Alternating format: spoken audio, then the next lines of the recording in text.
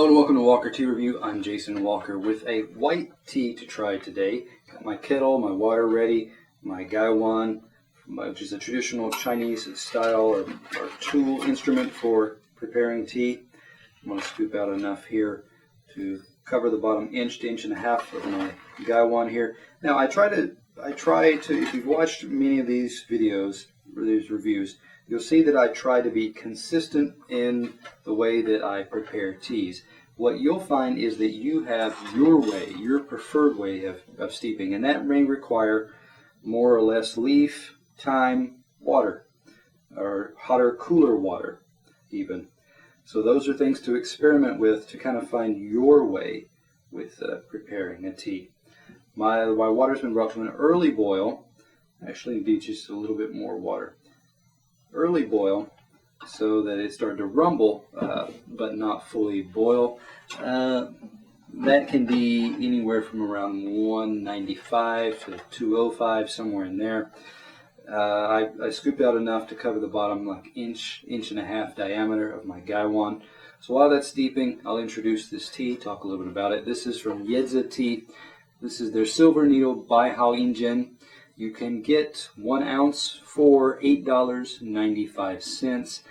You can find information on the product page at Yezi tea. This particular BaiHaoYinZhen or Silver Needle. So you've got the English name Silver Needle. You've got the Chinese BaiHaoYinZhen. Is from Taimushan, which is the area, the mountain, Taimu Mountain, Fuding Principal City area within Fujian province of China. The farmer is Yu Qi Zhao. Now, I don't have tones, so I may be using the wrong tone for some of that, but that's the farmer's name. There's oftentimes Yezi tea will go talk to the farmers, maybe provide a profile of the farmers so that you know who's growing your tea, how it's grown, what their approach is. This tea is harvested in the spring. It's a general rule, so there's not a lot of specific information about this particular leaf and harvest. So I'm going to get into this tea, talk about the dry leaf, wet leaf, and the liquor now, starting off here with the dry. Give it a shake, and I'll loosen these up a little bit. Nice, light, straw, hay-like notes, so you're going to get some kind of lightly sweet, dried grass type of smells. Think sweet clover, perhaps. You can get some of this kind of notes from a light clover flower. Sometimes with a very young strawberries, very kind of green strawberries. I get aromas similar to this, but they're light, they're gentle. These are not going to be the most pronounced type of characteristics, especially compared to, say, oolongs, black teas. Let me scoop out a little bit, though, here. It's kind of settled down on the bottom, but with my spoon here, I'm able to scoop out a bit.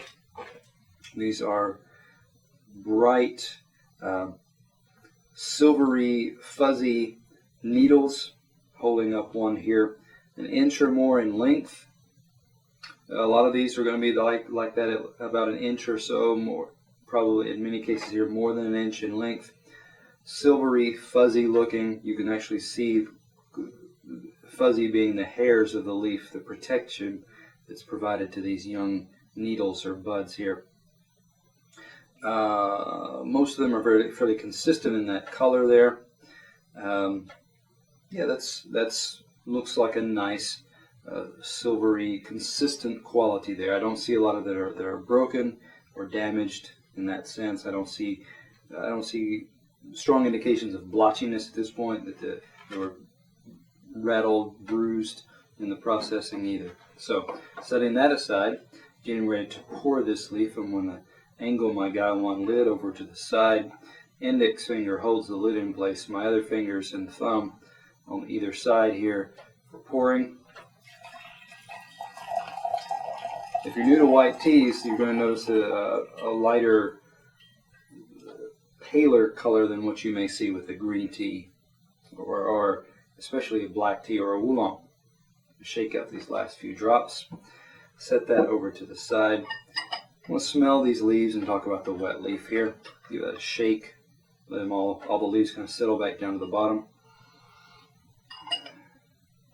Again, light, strawy type of notes here. A little bit of a light spice element, spice, allspice, maybe even a very faint kind of clove type of smell. So there's something kind of warm, sweet with the warm spice of the faint, gentle clove type element, or allspice berry type of note there. Let me scoop out a few of these leaves.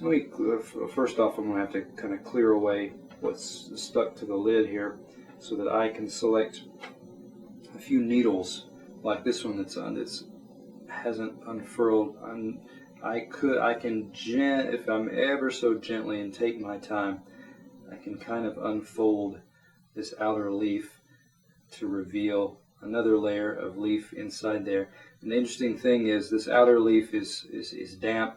This inner one still looks relatively dry, as if the water did not infuse fully inside, which means the subsequent steeps, they're going to get into that, they're going to work their way into those layers, release more character over the subsequent steeps. Pulling out a few here, looks like an individual leaf there. You can kind of see a little bit of brown once in a while here and there on the ragged, jagged tips, edges of the leaf rather, and the very tip top. I see a little bit of color, darker color on these three that I've pulled out so far. Now, just one. I'll do just one more. Again, more consistent needles, little bits of color, dark, lightly, a bit darker in color here and there, little pinpricks kind of thing. The color overall, of course, has gone from that silvery to more of a green olive drab type of color there, a pale olive type of color. So I'm going to move on now to the liquor here. Give that a swirl up to the light, and you can see that this is a pale, but fairly good brightness there of the pale yellow type of color, yellow green, more on the yellow side.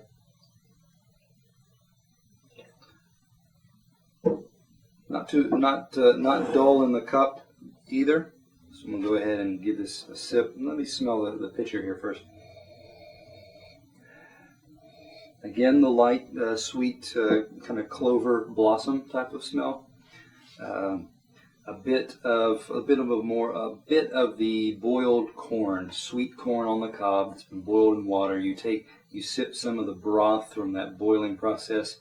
You're going to get a bit of a sweet note there. That's what's coming out some in the aromas here.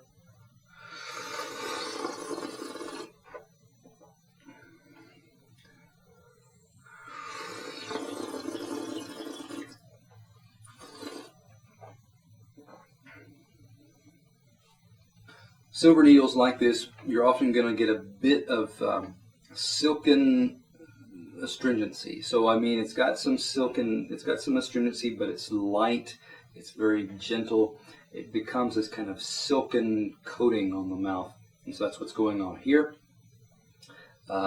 Aromas are still kind of straw-like, hay again, but it's light. It's a sweet. It's a meadow of flowers that's been dried flowers kind of smell, so that you have a bit of that sweet clover still in there. A little, perhaps a very light, again, light, kind of a allspice type of note there.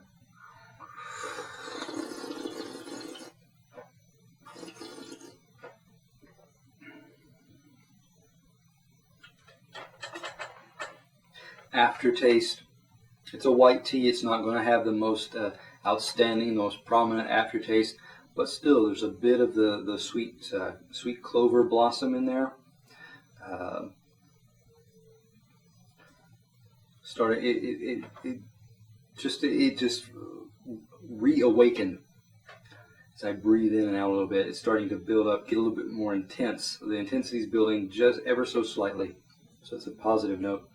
The stringency isn't overpowering, doesn't control the experience. It's still soft, still a light silken element. It's fading, it's dropping off. So it started off on the kind of the whole surface top of my tongue, and it's kind of receding inwards towards the middle of my tongue.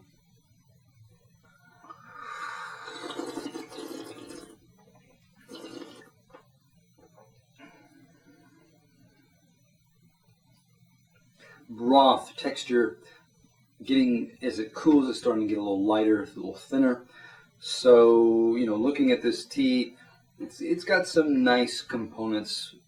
It's got many of the requirements that people search for in a white tea. It's got a little bit of texture. It's got the gentle aromas. It's got the silken feel to it. It doesn't drop off, get watery too quickly.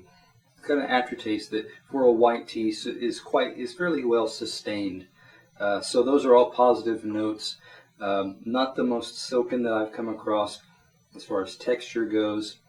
I've had some with a bit more complexity in the flavor profile there.